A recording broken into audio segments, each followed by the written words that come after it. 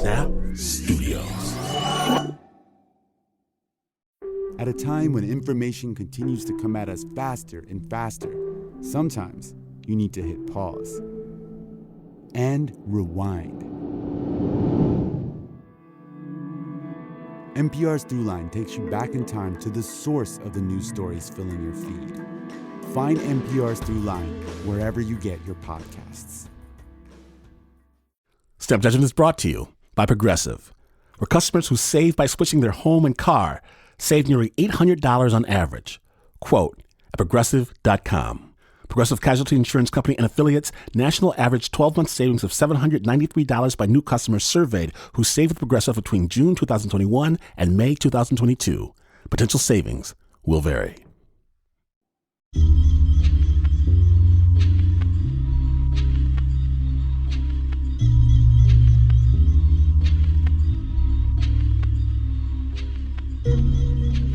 There are elaborate, multi-million-dollar, exquisitely maintained machines used to help preserve someone's life. But machines used to take someone's life away, they're often very simple.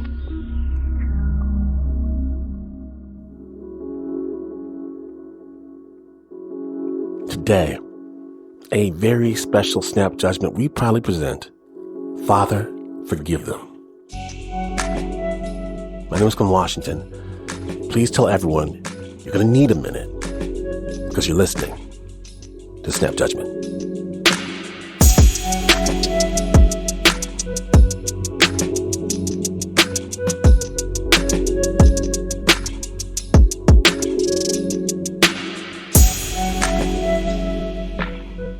Due to the extraordinary generosity of people giving us a window into their lives, this week, Snap Judgment visits a very different kind of place with a very different kind of community. We're going inside Oklahoma State Penitentiary's death row.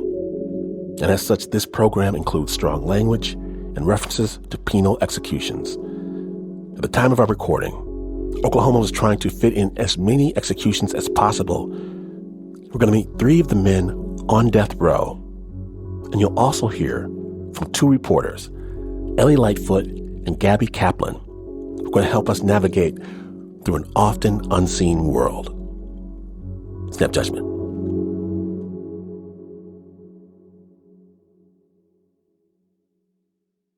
In Oklahoma, there's one prison that holds all the men sentenced to death. It's called Oklahoma State Penitentiary. And in that prison, there's a row of cells called the Death Watch cells. They operate almost like a conveyor belt. As one man is killed by the state, the next man moves into his cell and takes his place in line. And every man in every cell that follows moves down that line. The final cell is cell double L. They moved me today, and LL is next to the execution chamber. There's Bigler Stouffer in the cell closest to the execution chamber. I'm 79. If the Lord wants me to come home, I'll be ready. And 2 cells down the hallway from him is Wade Lay. I'm only about 30 feet away from his cell and, about 45 feet away from the death chamber. And then finally, in that last cell is Donald Grant. Officers saying they're going to botch me, to have a botch execution and make me suffer. Just as a disclaimer, although we will mention what these men were convicted of, this story is not about that. It's not a story about guilt or innocence. It's a story about existing in this kind of liminal space, with 1 foot in life and 1 foot beyond. Hello, this is a collect call from Bigler Stouffer, an incarcerated individual at Oklahoma State Penitentiary. To consent to this recorded call, press 1. Thank you for using Securus. You may start the conversation now. Bigler's been on death row now for 36 years. He's here because, in 1985, he was sentenced to death for the fatal shooting of an elementary school teacher. When we start talking to him, he's 9 days away from his execution. He's just moved a cell closer to the chamber. When did they move you over here, and what was it like? I can't tell a difference. Let me feel. I feel the same. Understood. All the cells are dark, these concrete boxes, no bigger than a parking space, where he has to spend 23 hours a day trapped inside. It's about 7.5 or 8 feet wide, has a concrete bunk on each side. It's concrete upon concrete upon concrete. No windows? This whole unit is underground. What's that process like? Do you know? The execution?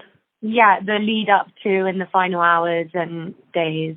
They strap you to a bed, put your arms out to your side, put needles in your veins, and then they just add the drugs that they want to kill you with. Does that make you nervous knowing that? No, ma'am, not at all. Have you thought about if you would say anything? I have, and I will, and my last comments will be, Father, forgive them. For Bigler, everything comes back to this unwavering faith that the Lord has a plan. I'm ready to go anytime he's ready. And if next Thursday is his time for me to come home, then that's fine with me. If he has something more purposeful for me to do on this earth, I'm ready to do that too. Bigler has a daughter. She lives in Tulsa, about an hour and a half away. And unlike her dad, she can't rely on faith alone for comfort or answers.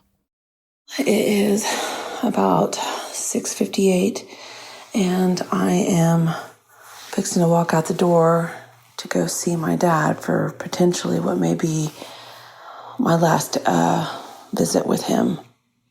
Her name is Suzanne, and we ask her to record audio diaries. Her dad is now just 5 days away from his execution. I really don't know how to conduct the visit. I don't know if I just talk about life or do we talk about what's possibly up and coming. It's been 2 decades since they've seen each other. Prior to the charges, he was absent father still. My mother was married when she slept and got pregnant with me. I'm the product of an affair.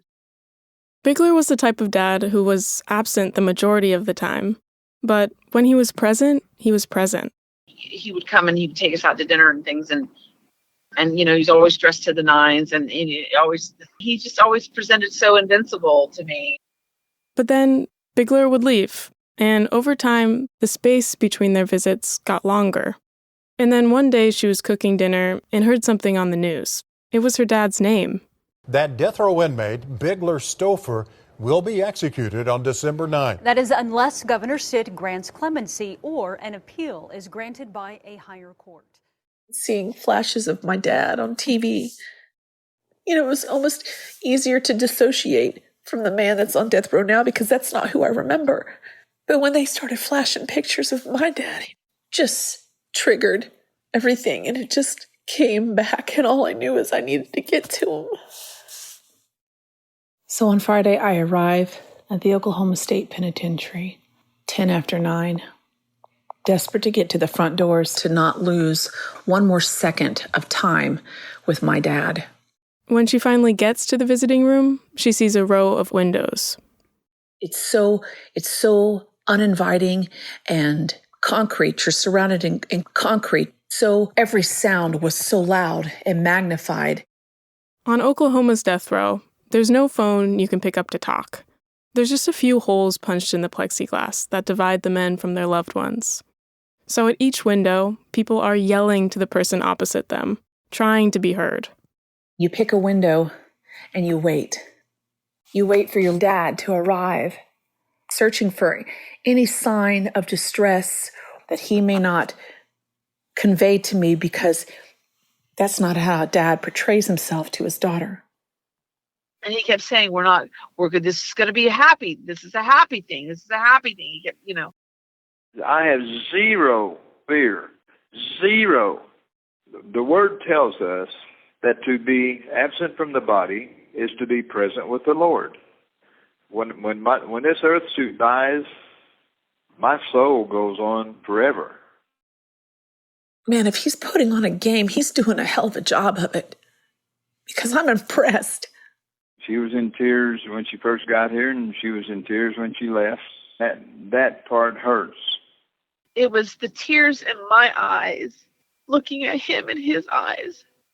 How did we get here? And where is this going? The visit is non-contact, so they can't hug. Can you explain to me how that feels? Oh, it's so restrictive. It's just exactly like what you think it would be. You feel like an animal. It made it very hard to not be able to touch her or hug her. She didn't want to leave, obviously, but I told her to get on back to work. After I left that visit, I was full of positivity, hope. So I went ahead and I went home, and I laid down on my bed and I crashed. Hello, Bud. How are you? Have you been watching the news at all? I have. Hold on just a second. I'll turn this up for you. Stouffer's execution is scheduled for 8 a.m. on December 9th. Any breaking news in Oklahoma City? Firefighters. Okay. It was just on ABC. That's what they were just saying. What happened? The governor has turned us down on clemency. One step closer to the Lord. I woke up in a panic, reached over and grabbed my phone, and there it was. Governor Stent has denied the clemency for Bigler Job Stouffer. Execution is planned for December 9th. 2 days before his execution date, we talked to him. And one of the things we ask him is if he's chosen a last meal. No, I don't know what I would want for a last meal. I got me some tuna fish, and I got some peanut butter, jelly, crackers, so I'll be just fine. At this point, it doesn't seem to matter to Bigler if they kill him or even how they kill him. All that matters to him is this final rite of passage, known as laying hands. In the Bible, laying hands symbolizes the transfer of something invisible, something holy. For Bigler, it means that his soul would be guided to heaven by the Holy Spirit himself. Then you're out of all pain. You have no subjection to hate and envy. You have total peace forever. Technically, the rules say the men can choose a spiritual advisor to be with them during the execution. So Bigler chooses his friend, the Reverend Howard Potts. But he's worried something could go wrong. I have always sensed that as he starts to lay hands on me or something, they're going to throw him out of the room. We're dealing with people who have no integrity. If a CO walks up to him and says, "You got to get out of here," then he has already agreed to comply with any instructions. The morning of the execution, Reverend Potts sends us an audio diary. I am calling this Buddy Stauffer's going home party. This is the day that he actually escapes the 3-decade-long terminal prognosis that he's been under, wondering every day, will this be my final activity on earth? Will this be the end of time for me? At 9:30, Bigler is escorted to the execution chamber. It's the first time in 36 years he's allowed to walk without his arms and legs shackled. Reverend Potts is allowed into the chamber, but Suzanne decides not to go. The atmosphere in the room was absolutely of peace, and not solemn, dismal, grisly, of someone being put to death. Bigler is strapped to the gurney and allowed 2 minutes to say his last words. He says in that room what he'd promised us he'd say: "Father, forgive them." As they inject the drugs, Reverend Potts lays his hands on Bigler's shoulders and begins to read Psalm 23. The Lord is my shepherd, I shall not want. And at the very same time, outside the prison gates, a small group of people are gathered to recite the same prayer. It's one they recite here every morning there's an execution. He guides me in right paths for his name's sake. Even though I walk in the dark valley, I fear no evil, for you are at my side. Lord, have mercy. Lord, have mercy. Christ, have mercy. Christ, have mercy. Lord, have mercy. Hello, this is a collect call from Wait. an incarcerated individual at Oklahoma State Penitentiary. To consent to this recorded call, press 1. Thank you for using Securus. You may start the conversation now. The day Bigler was executed, Wade Lay, who was next in line, couldn't see anything beyond his cell, but he could hear something. I heard him open the door when he went in there, and I heard him coming out after it was done. But it is something that makes you really look inside yourself.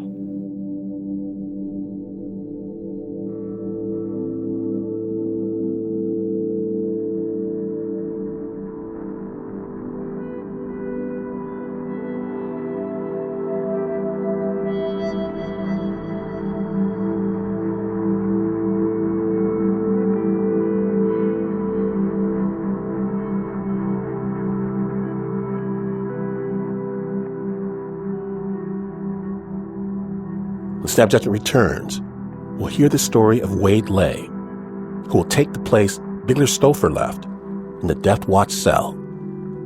Stay tuned.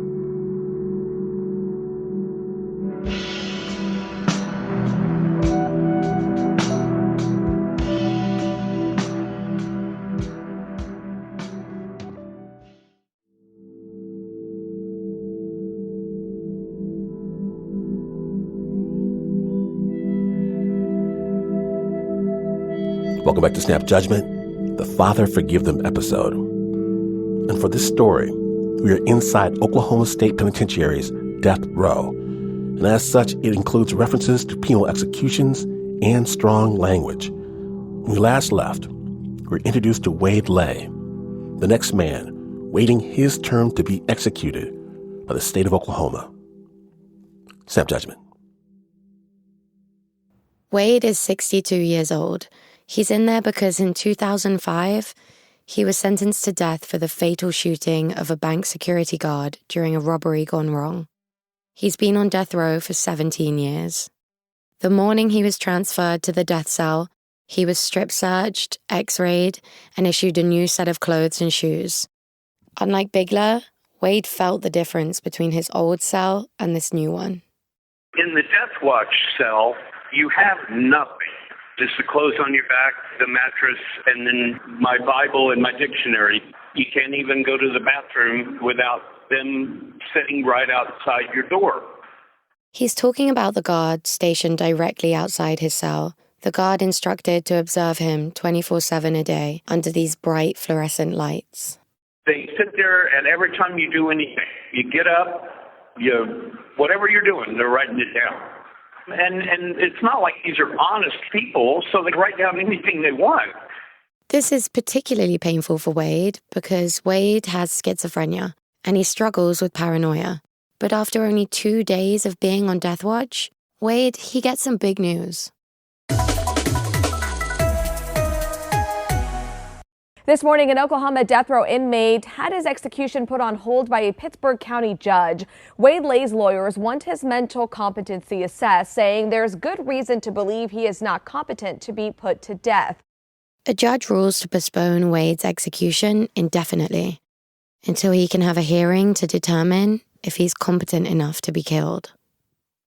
I said I would like to have my property back and go back down to my former cell. But the warden is now saying that they're not sure how they're going to handle it when he's got to talk to the attorney general. And that's against their own protocol. By law, OSP isn't allowed to keep him in the death watch cell without an execution date on the books. But one day passes, and then another day, and they don't move him. He's still in the same cell, cell KK, only a few feet from the execution chamber. It causes me to be pretty Yeah, I'm very anxious and scared. I feel like there's a conspiracy where people are just, they're going to kill me anyway.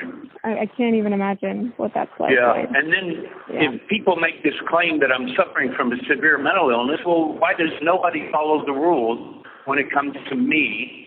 Why do you treat a man that you say is mentally ill that way? Most of those days, in the death chamber, he calls us. And if we don't pick up, he'll call again. Here he is. Hello? Hi. Hey, Wade. Hi, Wade. Hello. Hey, Happy New Year. Our conversations follow a pretty predictable rhythm. He'll start out by promising us that he won't try and convince us of any of his conspiracy theories about the government. I'm not going to be, like, pressuring you guys, oh, let's start a revolution and, that kind of thing. But then he'll go on to do exactly that. I can't help but say it. The elite want the war to happen, and they have an agenda. But the more we talk, the more we learn about his life. Wade is the youngest of 5, the black sheep of the family. His dad was a country musician, a pretty good one, in fact. But he gambled and drank all the money he made away, which made his mum mad. When I was little, I got the abusive end of my mother's wrath. In the midst of this, he always found some kind of comfort, or protection almost, in immersing himself in the world of rules and laws. Then I really got into studying the original writings of Jefferson, Madison, Hamilton. Even when he was a young man and his job was hanging drywall in D.C., at lunchtime he would take off running. It would take me running as fast as I could with my lunch to sit in front of the Capitol so I could eat my lunch sitting in front of the Capitol. No way. Really? Oh, yeah. I wanted to look at that building and just walk around the holy sacred ground, So when we learn that he has a daughter named April, we reach out and we ask her to send us some audio diaries. I'm sitting here on my sister's back porch. It makes me think of when I was a kid. It really does. I would be dancing and singing to The Little Mermaid, and my dad would let me. He'd be like, April likes to sing and dance. April describes the robbery that landed her dad in prison and nearly killed him. So the weekend before that happened, my dad and brother, they're telling me, I wouldn't say that my dad kind of had this idea and my brother was going to go along with it. Anyways, the day my dad and brother robbed that bank, I remember going to their apartment and they were loading up all their things. And to me, I looked at it as, they were just doing what they'd always done. They were going to pack up and go to another state. A few hours later, my brother shows up at the house and he has been shot. He has blood all over him. And he tells me that our dad is going to die. That he has been shot 4 times. My brother starts praying. He's like, please, God, forgive me for what I've done. Please, God, forgive me for what I've done. Please, God, forgive me for what I've done. And he held my mom's hands and... Suddenly, we hear April's 7-year-old daughter, Lily, in the background. It's not like you're dying out here. No, because I am, Lily. And maybe you should go away and let me just die on my own. Go be a kid. I don't want my kids to know these things. But they do. They do. They see me. Even talking about this, how the hell am I supposed to get away from 3 kids and able to tell this jacked up story? On day 5 of Wade being in the death watch cell, April tells us she's not talking to her dad anymore. I'm not talking to my dad currently. Why is that? I believe in generational curses being beat, and I'm trying to beat mine. I hold a lot in, and like to my dad, I have never told him that he's really let me down. I feel like a lot of the things I'm accomplishing now, I should have accomplished in my 20s. And had I had a better upbringing, I probably would have been more stable and done these very simple things, like getting a bank account. My kids won't have to do that, like these simple things that have really crippled me in ways through the years. Yeah. That they won't have to do that.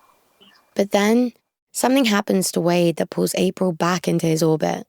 Day 20 in the death watch cell, Wade hears a bang on his cell door. It's his unit manager holding a piece of paper. And she came up with a notification list and said, are these the people you want notified about your execution? It's a list of his family members. And I said, you do know there's not going to be an execution on January 6th. Why would you send that to family and scare them?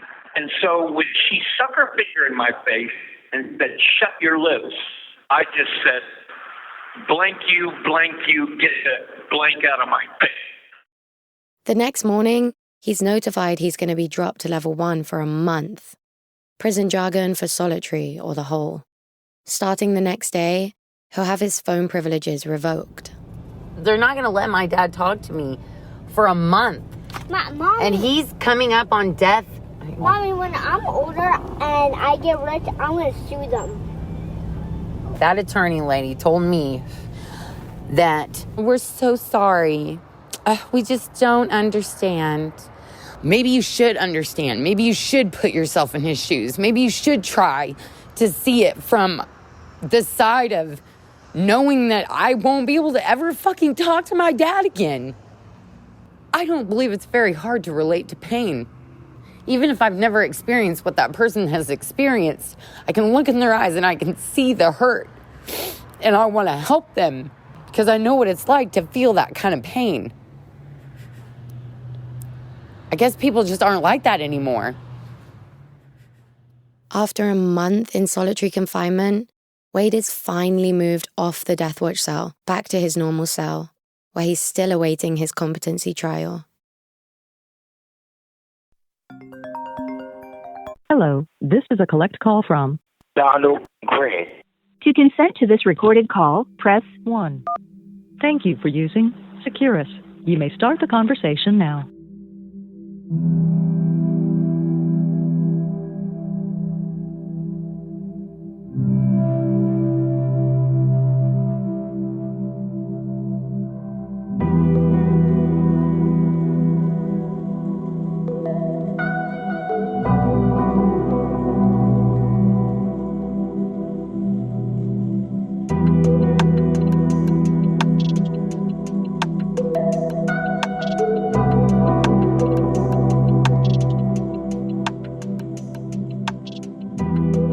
When we return, we'll hear from Donald Grant and what he fears the most as the date of his execution approaches. Stay tuned.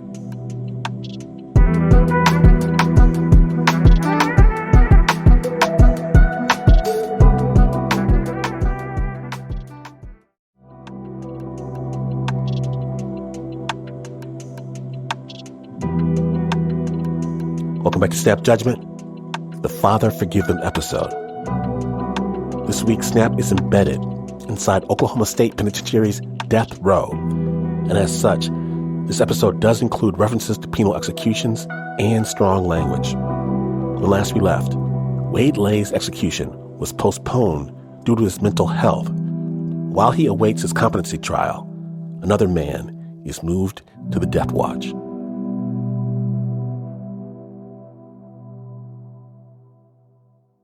When Wade is eventually moved off the death watch, a man named Donald Grant takes his place in line. Donald is here because he was sentenced to death for murdering 2 young women who worked at a motel in Del City, Oklahoma. He's been on death row now for 17 years. Like Wade, the morning he's transferred, Donald watches as officers pack all his belongings into a single box. That box would eventually arrive on the doorstep of his older brother Joe in New York City. It's 6:47 p.m., and I just got home from work. We asked Joe to record his thoughts in an audio diary. When I arrived home, I saw in front of my door a box from my brother Donald with his property, some belongings. So that has me very reflective and very sad. I haven't opened it yet. I think I'm going to probably wait until tomorrow. Joe leaves the box in the front hall of his apartment for 3 days. When he eventually does get the courage to look into it, he sees three things: Donald's bedsheets, his prayer hat, and his TV. The TV is the thing that gets to him the most. To have that deafening silence, right, after years of having a TV as some type of comfort or even company, almost as like having company. You don't have visitors, this is your company, you know. So to not have that, I can't imagine what that must have felt like. The one thing Donald does do during these last 35 days is call Joe a lot more. I mean, a lot more. Hi, hello. Hey, what's happening, bro? The chaplain came through. Before this, they didn't talk much. It seemed like they had two entirely different childhoods. They grew up together in Brooklyn, but the age gap between them was really big. It's like we had two different mothers. I got to experience the best of my mother. She was always there cheering me on, and Donald didn't get that. When Joe went off to college, Donald's mom got addicted during the crack crisis of the 80s, and Donald was essentially left on his own. I've been on my own since the age of 8 years old. Joe wasn't there. Joseph never took care of me. But then, when he was 7, he got his first Walkman, and he started getting into rappers like Rakim. For the first time, Donald felt powerful, connected to an expansive history and lineage where his community reigned supreme. We were children of the Most High, so we fell. We paradise and holy hell, probably descendants of the Holy Grail. Another part of history they won't reveal. Time will only tell. It's these black people who's prophesizing on the future. Dropping knowledge, dropping learning. But Joe, he didn't know any of this. He'd been away for most of Donald's childhood. So when they started talking for real, and all Donald wanted to do was talk about hip-hop, X-Clan, Grand Poobah, Sadat X, and Lord Jamal. I'm sorry now. Joe seemed confused. He was like, did you listen to the music yet? I'm like, no, because I'm, taking your calls and I got a job to do and, and all of that. But it didn't take him too long to get it. I didn't realize, I told him this, I didn't realize how much the music of that era and certain artists, not just mental, but spoke to, he actually called them prophets. And I was like, whoa, that's kind of deep. That's a little profound. Just like when Donald talks to us, when Donald talks to Joe, most of the call, Donald is ordering him to play different songs into the phone. Well, look, get this one song by Boogie Down Production. That's the name of the group. Put in that song, Stop the Violence. Now listen to the God. Listen to the God. Listen to the God right here. Free the group called BDP. And if you want to go to the tip top, Stop the Violence at hip hop. Why, yo? I'm hearing this shit when I'm like 7 fucking years old. When I hear music, shit like this shit, it takes my soul out the fucking body and takes me back home. Home is not the earth. The home, the universe, and it's like, I see this shit. It was like dissecting, just like how you would do in a poetry class or a writing class, and you would dissect the lyrics.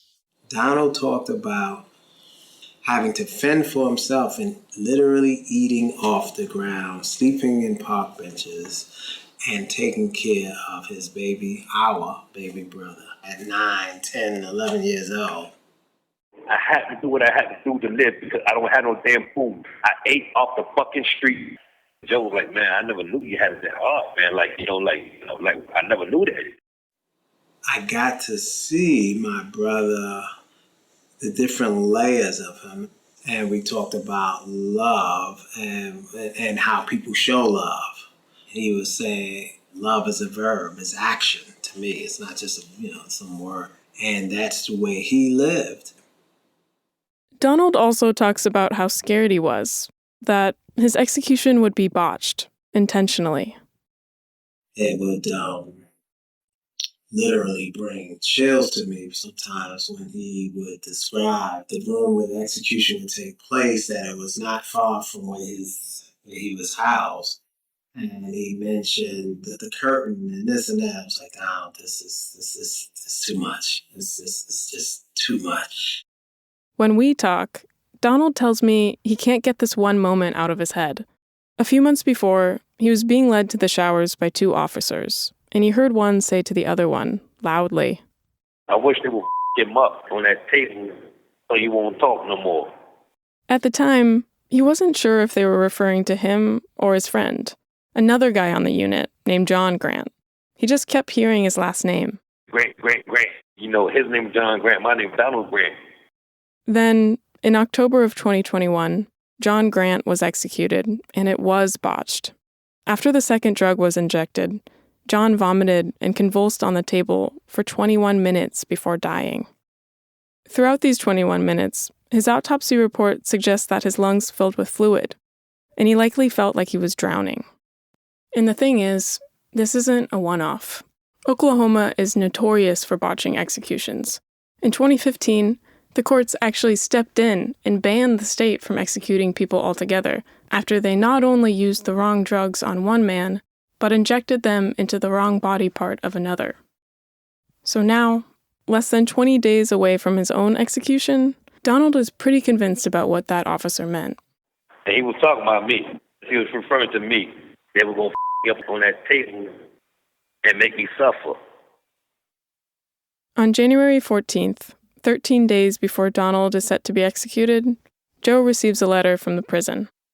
Dear Mr. Robinson, it is with empathy that I must inform you that inmate Donald Grant is scheduled to die by lethal injection at the Oklahoma State Penitentiary on January 27th, 2022. Inmate Grant has requested you as a witness to the execution. And it's just horrendous. So clinical and cold. Joe decides to go. He flies out to Oklahoma with his siblings, and we come with him. The day we arrive, Joe drives to the prison to visit his brother for the last time. They stay for 4 hours. By the time we meet back up with him at the hotel, it's 10 p.m. This is fucking exhausting. You know, I've been trying to keep it together the best way I can, right? But tomorrow I will be going to witness my brother Donald Grant be executed, plain and simple. It's crazy, and I think I needed to say that because that's how crazy it is. When Joe arrived to the visiting room and saw his brother behind the glass, he tells us that all he wanted to do was reach through it and hug him, feel his flesh. It'd been 31 years since he'd had the chance to do that.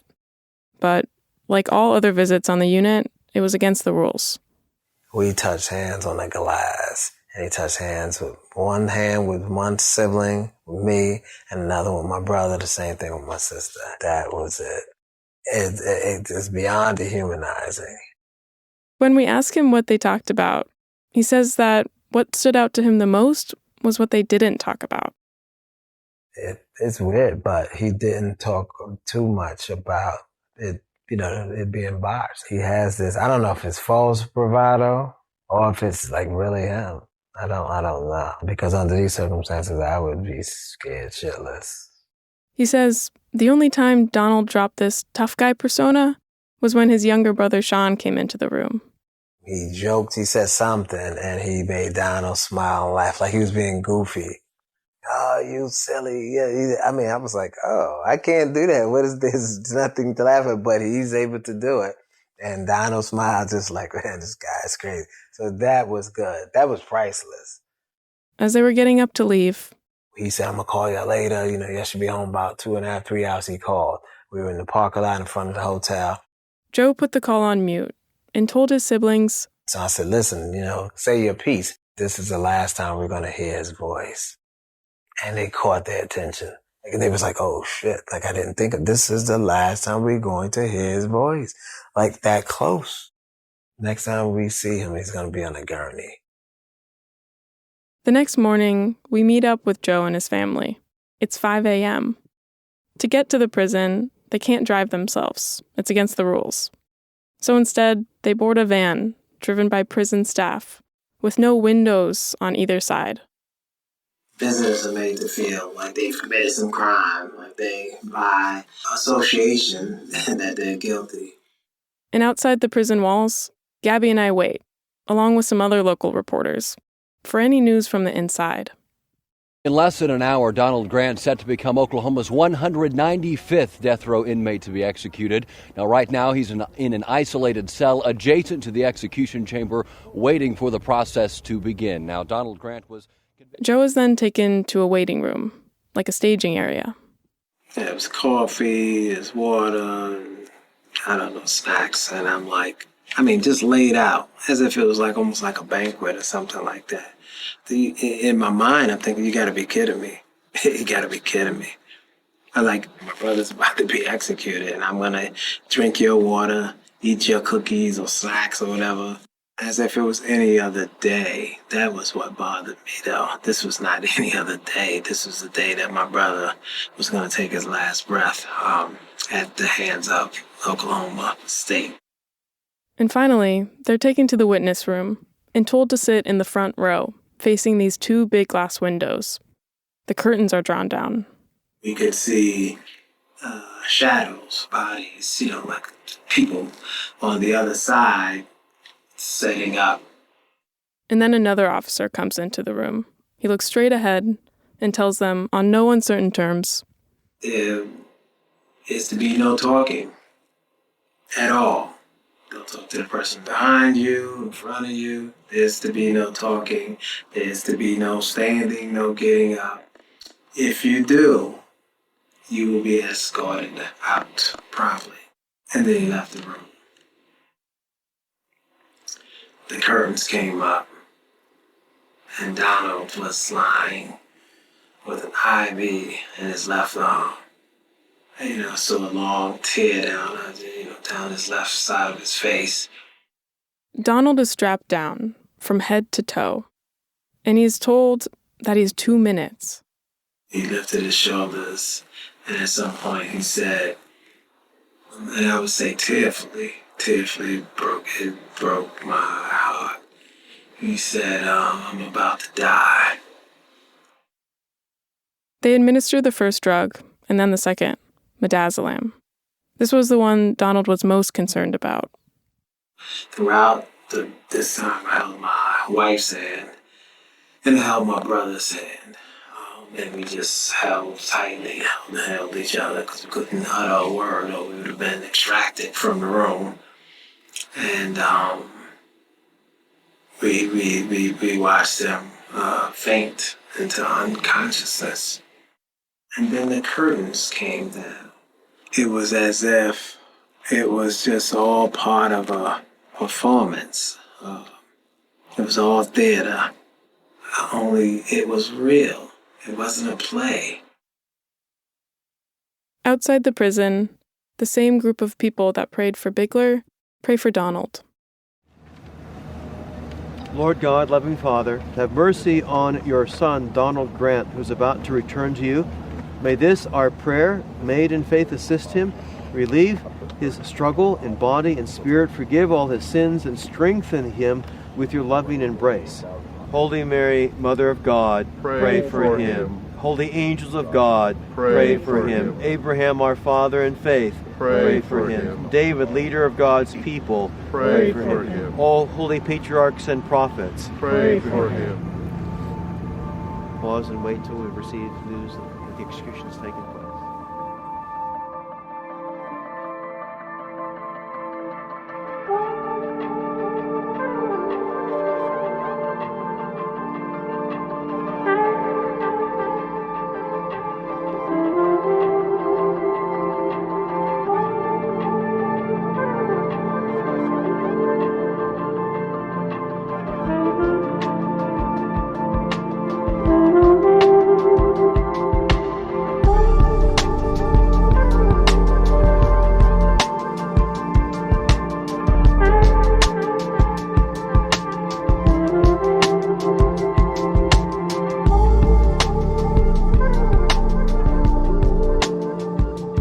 Gaby Caplan and Ellie Lightfoot, your reported this story while participating in the USC Annenberg Center for Health Journalism's National Fellowship and the Kristy Hammam Fund for Health Journalism.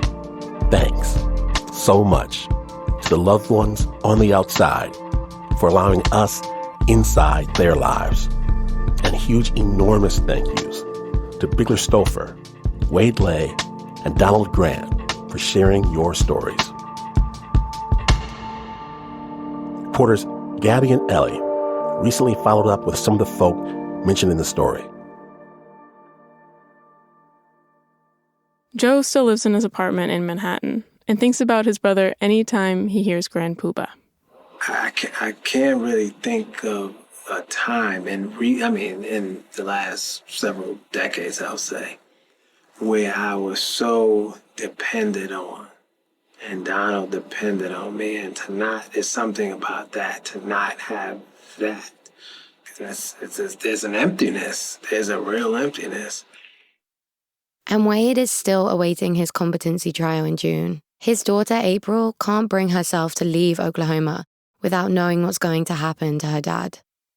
Yeah, I don't have much hope in the competency trial. All it means to me is more time. If this can just go long enough to where we can prove that death sentencing is wrong in general, then they can't kill my dad, whether he's crazy or not. Do you think about Wade often, or is it kind of, Every day. Every day. Every day. I look at him in the mirror every day. I am Wade. Or at least that's how it feels. Suzanne, Bigler's daughter, for the most part, she stopped talking to us. She said it was too hard for her. But a few months ago, she sent us over tape of her last conversation with her dad, with a message that said she'd spent the summer searching for butterflies. Okay. It's being recorded, Dad. One of these days, you're going to see my spirit come down to you as a butterfly. Dad. And you'll know it's me, and we can communicate. Even though I will be in heaven, Right. I'll be able to communicate through the butterfly to you. Okay, So you keep that in your mind, and keep looking for the butterfly.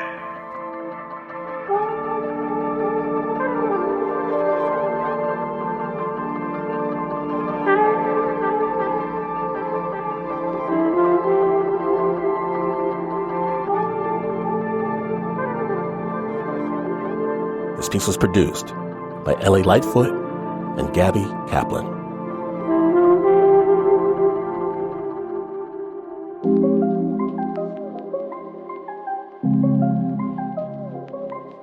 Stories are not just stories. Stories are life, distilled. And if you missed even a moment of this story, you know that you can hear it, share it, play it for the people you care about, because the Snap Judgment Storytelling Podcast is available right now for free. Wherever you get your podcast, let them know you snap. Snap is brought to you by the team that goes there each and every week. And when they return, the Uber producer, Mark Ristich, insists they go right back out there again. There's Nancy Lopez, Pat Mesiti-Miller, Anna Sussman, Renzo Gorio, John Facile, Shayna Shealy, Teo DeCott, Flo Wiley, Bo Walsh, Marissa Dodge, David Exime, and Regina Bediaco. And this is not the news. No way is this the news. In fact, someone could offer you some snacks and you could let them know in no uncertain terms that you are not here for their little snacks. And even then, you would still not be as far away from the news as this is. But this is PRX.